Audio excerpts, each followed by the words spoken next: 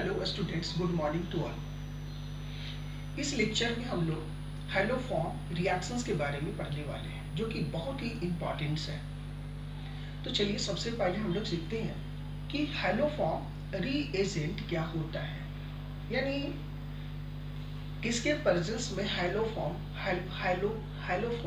होता है, उसको देखते हैं। तो हैलोफॉर्म रीएजेंट H2 NaOH को हैलोफॉर्म रीएजेंट कहते हैं, यानी इसके प्रेजेंस में ही हैलोफॉर्म होगा, अदरवाइज हैलोफॉर्म नहीं होगा।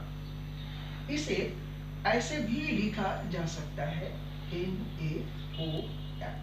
तो आप इसे और इसे दोनों को अपने दिमाग में रखेंगे। तो ये क्या, हैलोफॉर्म रीएजेंट, हैलोफॉर्म रीएजेंट।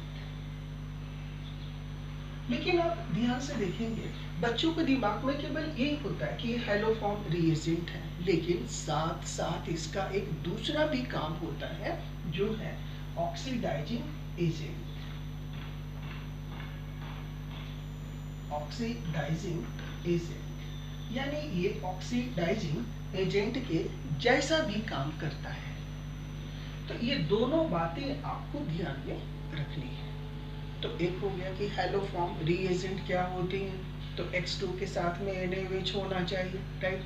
उसको NaOX भी लिखा होगा, तो भी आप हैलोफॉर्म रीएजेंट ही समझेंगे उसको।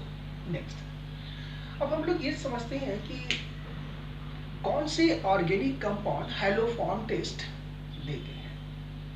तो केवल carbonyl compounds gives the haloform test.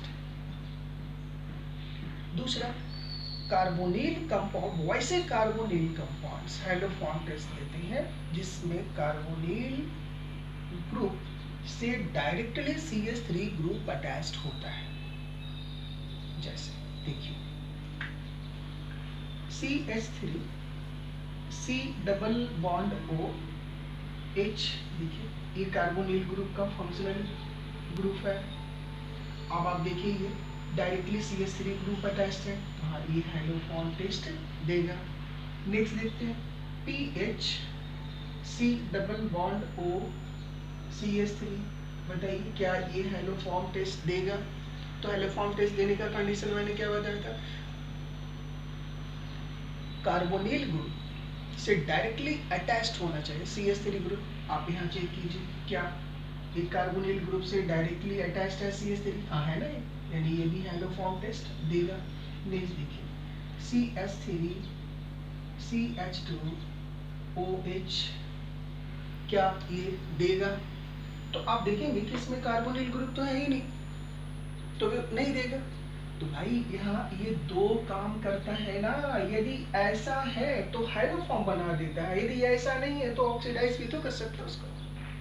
तो ये क्या होता है, इसको ऑक्सीडाइज कर देता है, और ऑक्सीडाइज तो करके क्या बना लेता है CH3 C double bond OH। अब बताइए अब देगा कि नहीं, हाँ देगा, यानी इथाइल अल्कोहल भी हैलोफॉर्म टेस्ट देता है। इस बात से आप सावधान रहेंगे। नेक्स्ट आप देखिए CH3 COH H CH3, अभी बताइए क्या ये हैलोफॉर्म टेस्ट देंगे। देखिए ऑक्सीडाइज कर लीजिए, तो ऑक्सीडाइज होकर के क्या बनाएंगे CH3 C double bond O CH3, बताइए अब तो देंगे ना, यानी आइसोप्रोपाइल अल्कोहल भी हैलोफॉर्म टेस्ट देगा, इथाइल अल्कोहल भी हैलोफॉर्म टेस्ट देगा। इस तरह से आप पहचान सकते हैं कि कौन से कंपाउंड हैलोफॉर्म टेस्ट देंगे और कौन से कंपाउंड हैलोफॉर्म टेस्ट नहीं देंगे। नेक्स्ट, हैलोफॉर्म रिएक्शंस को हम लोग देखते हैं।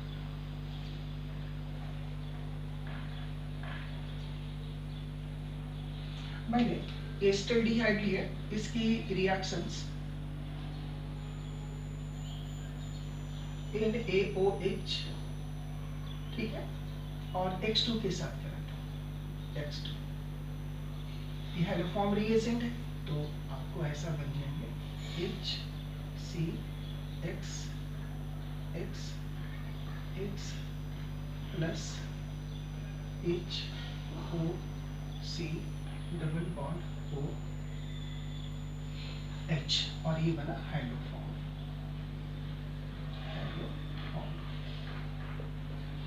इसकी मैकेनिज्म देखते हैं।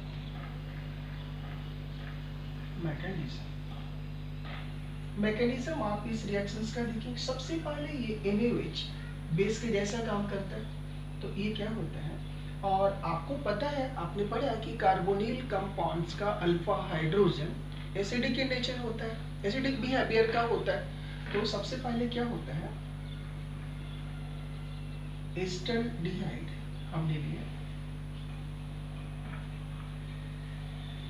अल्फा हाइड्रोजन है, एसिडिक है, और ये सबसे पहले ये यहाँ से जो NaOH है वो तो बेस के जैसे काम करते हैं, ये बेस है, तो ये OH माइनस डोनेट करेंगे, तो ये OH माइनस इसको अब्स्ट्रैक्ट कर लेता है।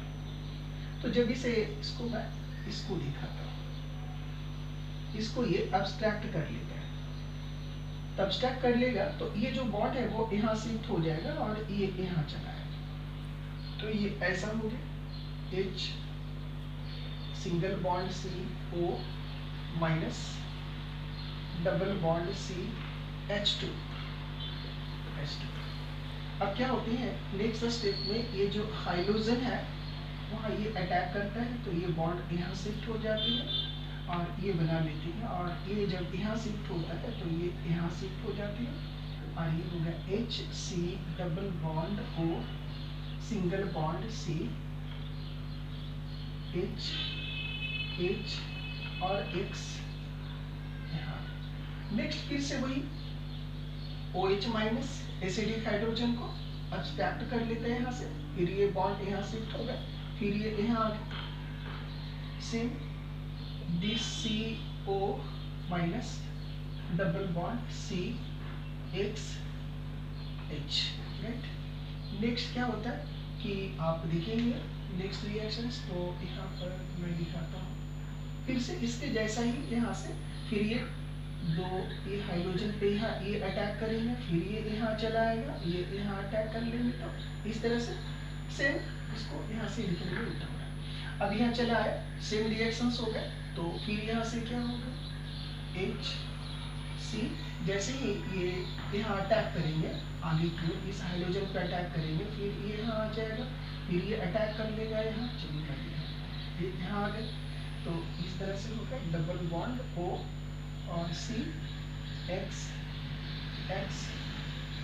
और H।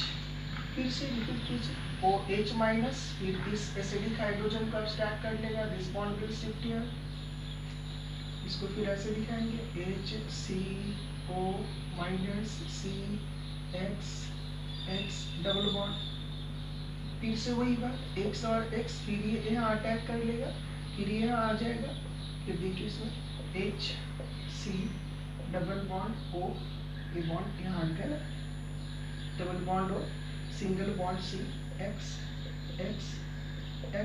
then H2 hydrolysis, this bond will break, HC double bond O H plus यहाँ से HC X hello.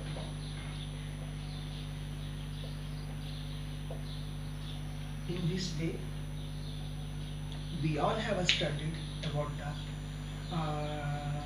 all conditions that is required to show the haloform reactions, और हम लोगों ने यह भी पढ़ा हाइलोफॉर्म रिएजेंट क्या होता है, हाइलोफॉर्म रिएक्शन शो करने के लिए कैसे ऑर्गेनिक कंपाउंड्स होने चाहिए, इन सारी बातों को हम लोगों ने इस रिएक्शंस में सीखा, इसके मैकेनिज्म को हम लोगों ने सीखा। ठीक है, आज इस रिएक्शंस में, इस वीडियो लेक्चर में इतना है। नेक्स्ट क्लास में अब हम लोग नेक्स्ट रिएक्शंस के बारे में डिस्कस करेंगे। Okay, thanks to all.